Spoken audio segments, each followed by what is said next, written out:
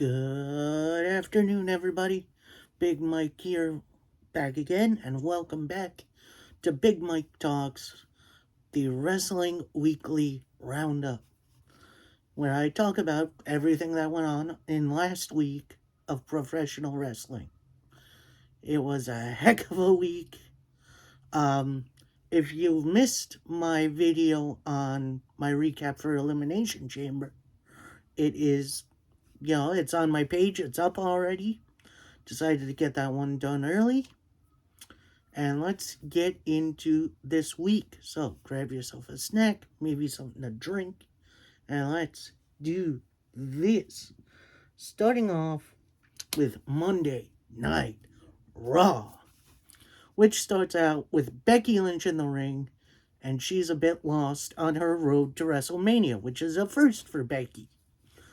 And she puts it out there that she wants to be in the Elimination Chamber and get her shot at Bianca again.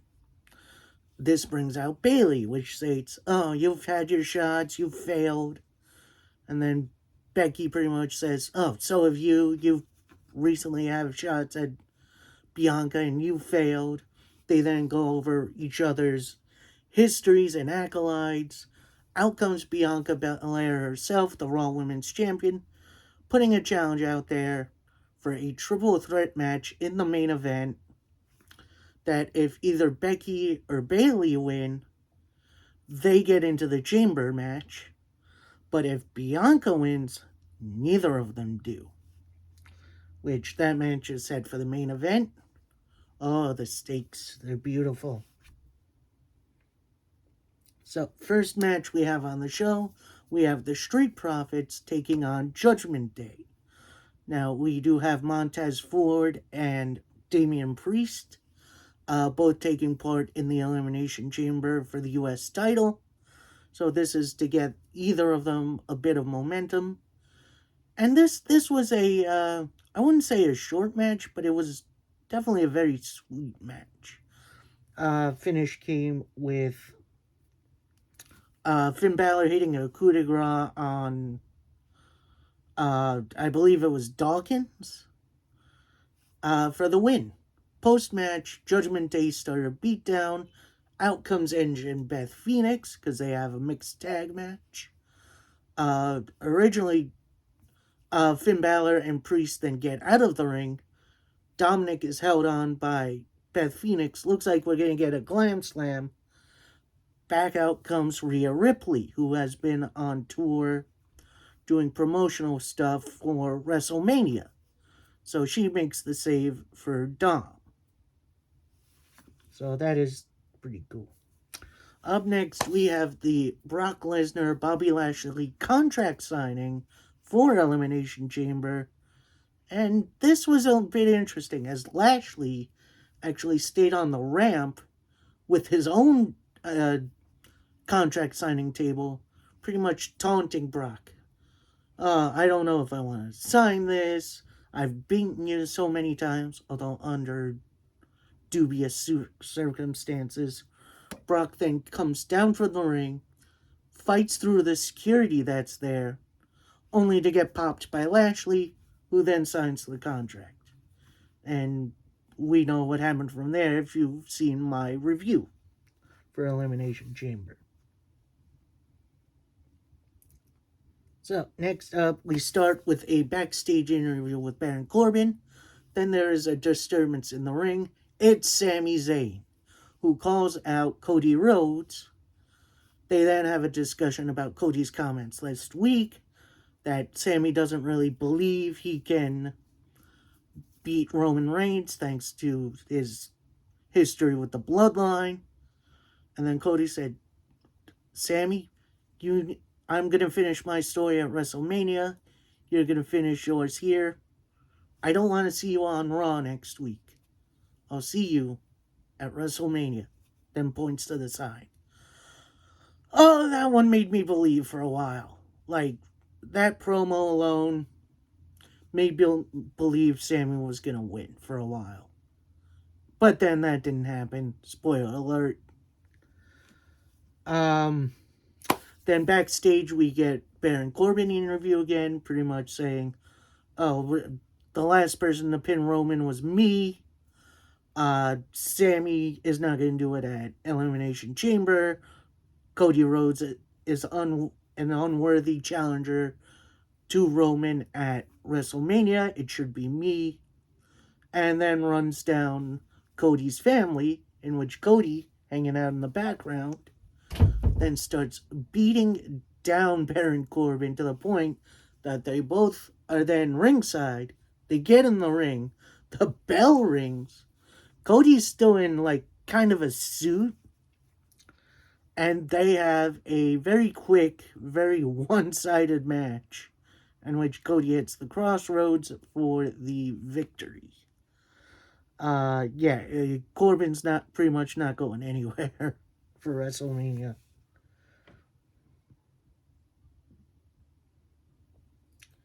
And then we're going to skip a couple of things that are, not really that important, including a 3-on-3 tag match in which Asuka taps out Liv Morgan. And I think a Bronson Reed squash match. Yeah, Bronson Reed squash match. But now we have our main event. Bianca Belair, Becky Lynch, and Bayley for a potential spot in the Elimination Chamber. And honestly, this was not the usual WWE triple threat. There was no throwing out of the ring, one-on-one, and then change dance partners. All three got their stuff in tonight, and it was beautiful. Down comes the rest of Damage Control to help Bayley out. And, triple threat matches are no DQ, so there's no DQ. Then, interestingly, out comes the rest of the field for the Elimination Chamber, who then start beating on Judgment Day. Becky then hits a manhandle slam on Bayley. Bianca then hits a KOD on Becky for the win. Neither Becky nor Bayley will be in the chamber. And that is it for Monday Night Raw. Next up, we have NWA Power. Yes, I do still like the NWA. There are some things I do disagree with. Titus as world champion. But it is indeed still an entertaining program. Including the NWA television title Open Challenge, in which Jordan Clearwater issues an open challenge for his title. And it is answered by Tom Latimer, former tag team champion. And I believe he held the national champion title at some point. Latimer immediately goes on the attack while Clearwater tries to stall, gets out of the ring, talks with Austin Idol, gets back in, immediately gets hit by a big old Samoan drop into a crossface.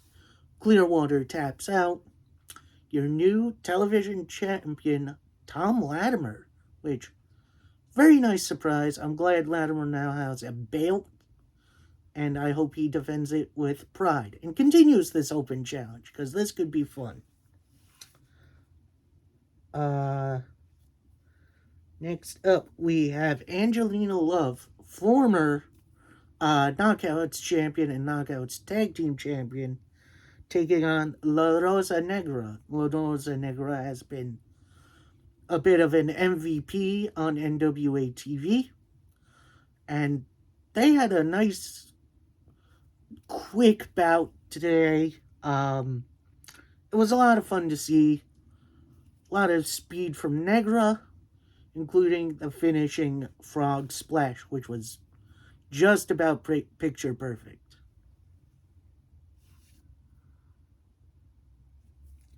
Next up, we have La Rebellion, the NWA Tag Team Champions, taking on the Mortons. Ricky Morton, legendary wrestler, and Kerry Morton, his son, and the junior heavyweight title.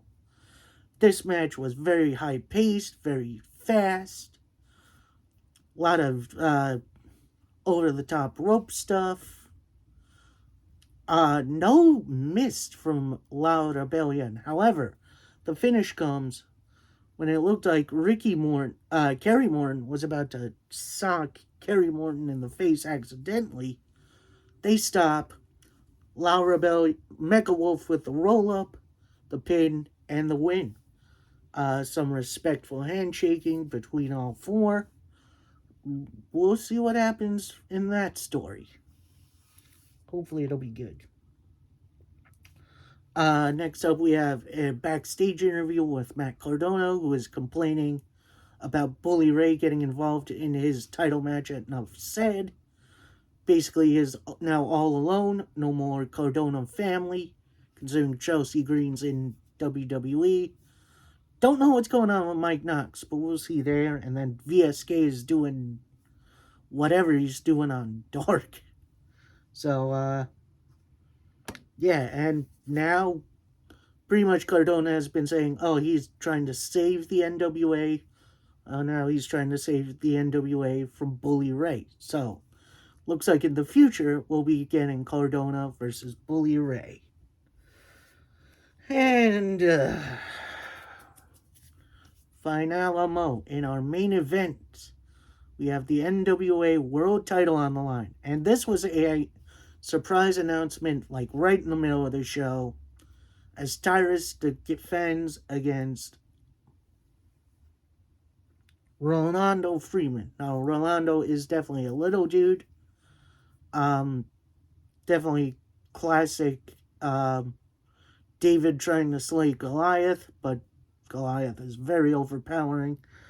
During the match, we see EC3 come out with former Idol Sports Mania member Black G's. And it looks like EC3 and G's have some association. However, the distraction doesn't go their way. Tyrus hits an elbow drop on Freeman for the 1-2-3. Tyrus retains in what was easily the worst match on wrestling TV this week. Like, it isn't even close. So, that's NWA. Now we go to MLW Underground, which starts off pretty hot as we have Calvin Tankman versus Willie Mack. A couple of bigger guys, but they move like cruiserweights almost, including a big Tankman splash in the middle of the ring that only gets 2. They just then start throwing blows at each other, and Tankman gets the win with the Tankman driver, which I'm glad to see Calvin Tankman on my TV again. And hopefully Willie Mack can get some kind of streak going down the line. Next up, Taya Valkyrie defends her MLW featherweight title against Zoe Sky. Sky was definitely very game, trying to use her speed against Valkyrie's power. Then Valkyrie's manager, who he was the GM for Lucha Underground for a while. Cesar Duran, that's his name. Then trips Sky long enough for Valkyrie to hit the Road to Valhalla for the retention and the win. Next up, and then afterwards, we have Billy Starks come out for an interview on the ramp. Basically says, oh, I'm happy to be here. I'm ready to take the next step. Down comes Taya, who basically calls her a little girl. Says, you're not ready to take this title from me, honestly. And yeah, that's a pretty good segment. Next up, in a surprisingly decent street fight, we have Mance Warner, Old Mancer, taking on Real One, aka Enzo Amore. Enzo starts taunting, tries to get in Mance's head. Then out comes the trash cans with shots after shots after shots. Kendo sticks to the outside, lots of play with the guardrail. Finish comes with Enzo on the real one on the ground. Mance Warner getting ready to do his knee pad gimmick. Enzo pulls something from his tights, puts it on his fingers, brass knuckle to the face, pin and win for real one. It was definitely a fun bout, a very unexpected finish, and we'll see where that goes from here. And now up next we have AEW Dynamite, which starts with an 8-man tag featuring the acclaimed Billy Gunn and Orange Cassidy taking on I forget who they were taking. I think they were taking on the Firm, which was Matt Hardy, Ethan Page, Isaiah Cassidy, and someone else. I forget who. It was definitely a cluster match, and the Acclaimed with the Scissor Me Timbers for the win. It was a fun bout, but ultimately it was forgettable. We'll see where we go from there. This next match, we have a Texas Tornado match, which features LFI, which is Roosh and the former 10 of the Dark Order, taking on the Blackpool Combat Club, that being Moxley and Claudio Castagnoli. This bout was a lot more fun, a lot more intense. They brought out Claudio with the giant swing on 10. Moxley and Roosh having some great chemistry in the ring. And then Mox with the Juji Gatami with, a big old chain in Roosh's mouth for the submission victory. Which, that was definitely a fun bout. Next, we got an interview with Adam Cole. He's ready to get back into the AEW ring. And he doesn't announce anything specific for his next match, but he said it'll be good for Adam Cole and AEW. So we'll see what that brings. Next, in the ring, we have MJF come down, pretty much run down Danielson. He's not ready, and MJF is going to expose Danielson. Then he asked Christopher Daniels to come out. He comes out, reveals MJF paid him to slander Danielson, decides not to, goes over his accolades, pretty much says if there's no ROH, maybe there's no AEW, which that's kind of interesting to think about. MJF then decks Daniels, and then Danielson comes out for the save, which this is good. Their Iron Man match is going to be fantastic. I can't wait for that. Next up, we have Jungle Boy Jack Perry taking on Brian Cage in what was a very fun big guy versus little guy dynamic match, with Jungle Boy getting the roll up for the win. Now, as Jungle Boy's getting ready to leave, Christian Cage's music hits. He's still in his sling, and he hits him with the mace to the face, which, that was interesting. And while Jungle Boy's writhing in pain on the ground, Christian takes off his sling, revealing he's ready to go. And I'm excited to see Christian Cage wrestle again. It's been far too long. And, yeah, I'm looking forward to it. Now, next up, it is revealed that the Guns will be defending their newly won AEW Tag Team titles in a triple threat match against winners from 2 Battle Royals in the next couple weeks. Then, the Acclaimed come in, pretty much say, oh, we're not done with you yet, we want our titles back, and they insert themselves into this triple threat, making it a fatal 4-way, which, yeah, I am definitely here for.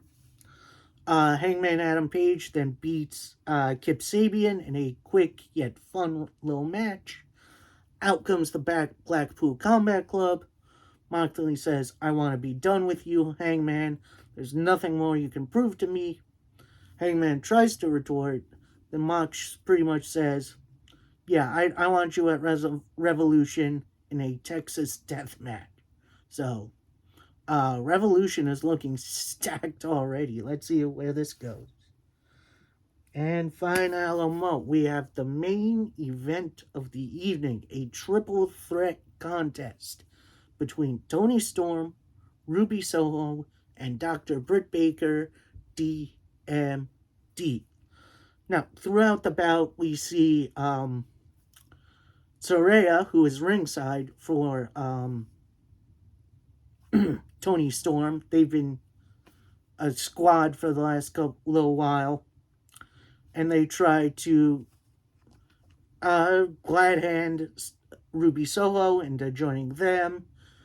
Britt Baker then tries to break it up, which she ends up doing. Then Hayter and Saraya begin brawling at ringside, in which, yes, please. And then Ruby Soho with a side slam, roll up on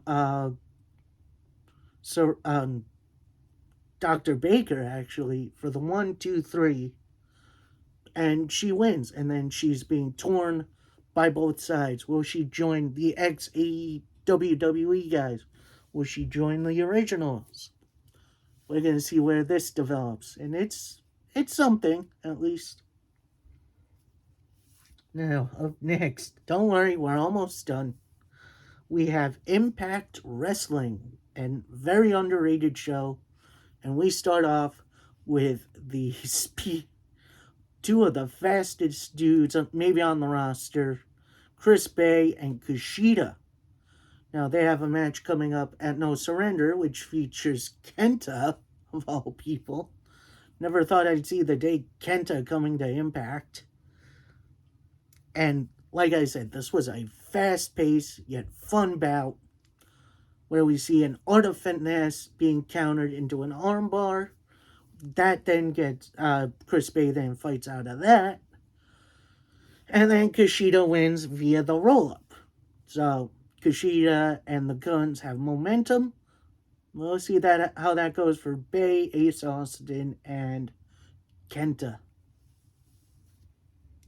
Next, backstage, we have Santino Marella, Bully Ray, and Tommy Dreamer pretty much setting up a live version of Busted Open Radio for No Surrender. That should be at least interesting.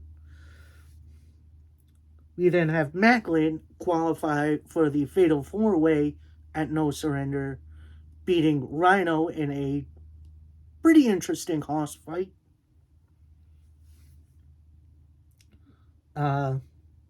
Then backstage in an interview, Mooch pretty much goes over Joe Hendry's match with Cardona last week. Pretty much says Cardona was humiliated by Hendry. He will not be in his next challenge, which is at No Surrender, in a .com match, which, you know, that could be interesting. It's pretty much going to be a street fight with, like, internet stuff, like monitors and modems and keyboards. It should be fun. Next up, we have Eddie Edwards and Heath competing for the last spot in the Fatal 4-Way match at No Surrender. Very fun back and forth match. Really enjoyable. Then, just as Eddie Edwards is setting up for the Boston Knee Party, PCO's music hits. That distracts Eddie Edwards long enough for Heath to hit the wake-up call for the win. So Heath is the last man in that Fatal 4-Way match. Should be a banger. Next up, and then post-match, we have PCO getting in the ring, and he and Eddie Edwards just going at it.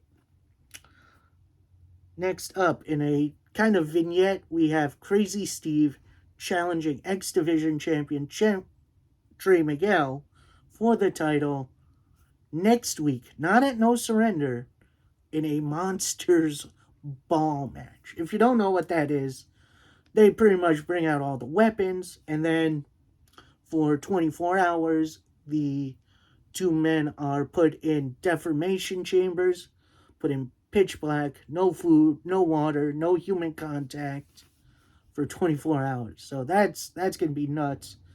And I believe this is the first time for the X Division, which that's pretty cool. And finally, we have our main event. We got Kenny King against Rich Swann. And boy, oh boy, this was another fast-paced, but really, really well put together matchup. Made both guys look good. The chemistry between the two was fantastic. Match ends after a big old tiger driver by Swann into a roll-up for the 1, 2, 3. Rich Swann wins. King then jumps Swann post-match. This brings out world champion Josh Alexander with a chair. Alexander then drops the chair once they run off Kenny King. Swann then picks up the chair, tries to hit King with it, accidentally hits Josh Alexander. So, I wouldn't say a heel turn for either of those two, but we shall see. Alright, and next up, in a special time slot at 7, because of the NBA All-Star Game, we have Friday night starting off with AEW Rampage. And to start out the show, we have the Trios titles on the line, as the Young Bucks take on AR Fox and Top Flight.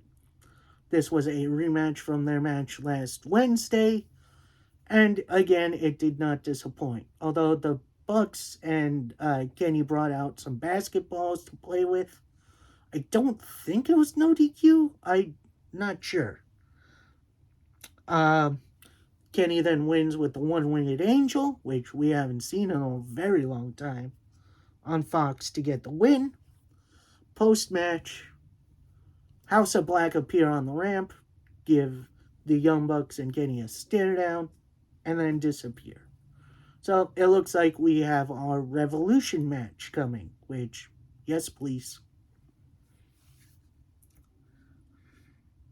Next up, we have a quick title bout as Jade Cargill defends her TBS title against Vert Vixen in a fairly quick yet oddly competitive match in which Jade Cargill got the win with Jaded. And finally, in our main event for Rampage, we have Dustin Rhodes taking on Swerve Strickland. Now, Swerve's bodyguard, Parker Boudreaux, tries to jump Dustin before the bell. That doesn't work. And Dustin kind of dominates very early on, but then Swerve takes over the momentum, including hitting a big old back kick for a 2 count. Dustin Rhodes then hits the crossroads, goes for the final cut, then Swerve's man, Parker Boudreaux, gets in the ring, breaks it up. The 3 men start a beatdown. Out returns Keith Lee, who has been out with injury due to having a cinder block stomped on him by Swerve a few weeks ago. He comes back, he clears the ring of the other guys, and stands tall with Dustin. A very good match, and a very interesting way to end Rampage. And finally, we have SmackDown, which I felt like was very entertaining for the go-home show to Elimination Chamber. Now, first match we have Shotzi Blackheart and Natalya taking on Ronda Rousey and Shayna Baszler. Pretty good hometown pop for Natalya. tries to go for the sharpshooter very early, in which Ronda Rousey counters into an armbar, but that doesn't get the win. Shotzi breaks that up. And then Shayna Baszler with the Karaputa clutch for the big victory. And I think we're starting to see the build-up of Baszler and Ronda to eventually challenge for the tag team titles, which I'm definitely here for that. Next up, in a big old hoss fight match, and I believe this is their second bout, we have Sheamus and Drew McIntyre taking on the Viking Raiders. And boy, oh boy, do these two teams hit hard. Like, there's really no explaining how hard these guys hit each other. I'm surprised there's maybe someone out there who maybe thinks it's real. And, match ends with a Claymore kick to Ivar, Bro kick to Eric, and Sheamus and Drew get the win. Rumor has it they are both going after Gunther's Intercontinental title for WrestleMania. So, building up for that. I'm definitely excited for it. Next up, in a relatively quick bout, we saw Asuka beat Liv Morgan by armbar submission, in which builds her up for the Chamber. Although Liv did get some stuff in, it was pretty much a Asuka dominant victory. And next up in our main event match, but not the main event of the show, we have Madcap Moss challenging Gunther for the Intercontinental Championship. Now, Gunther has been a pretty dominant champion as of late. Moss won a number one contenders 4-way at Mohegan Sun, which I was there for. Moss got a lot of good offense in, including a couple speedy elbows to the back. He tries to go for his finisher a couple times, but Gunther just powers out of it. Then, big old surprise powerbomb. 1, 2, 3. Gunther wins. Which, no surprise there, although Madcap Moss did put in a good showing. And finally, our main event. Send all kinds of chills down my spine as Sami Zayn comes out with a mic in front of his hometown crowd in Montreal. And at first, the crowd didn't even let Sami Zayn talk. They just showered him with the adjuration chants, "Let's go Sami" chants, "F Roman Reigns" chants. It was great, and he was just drinking it in. He finally brings the mic up, pretty much says, "Roman, I know I can beat you. At Elimination Chamber, this is my biggest shot of my career so far. And this is a once-in-a-lifetime shot. And Roman, it's not going to be just me versus you. It's going to be me and Montreal versus you at Elimination Chamber." Ooh, boy, that was a fun week of wrestling. I can't wait to share what happens next week. Also coming this week, on Friday, I am going to see Ant-Man and the Wasp: Quantumania. So I will be a little bit behind on recapping SmackDown and Rampage. I will try to get out Impact's No Surrender in a timely manner, at least. And that'll do it for me. I hope you guys enjoy. Please like, comment, subscribe. Let me know what you thought about this week in wrestling. Let me know what you thought about Elimination Chamber, too. And until next time, happy wrestling, everybody.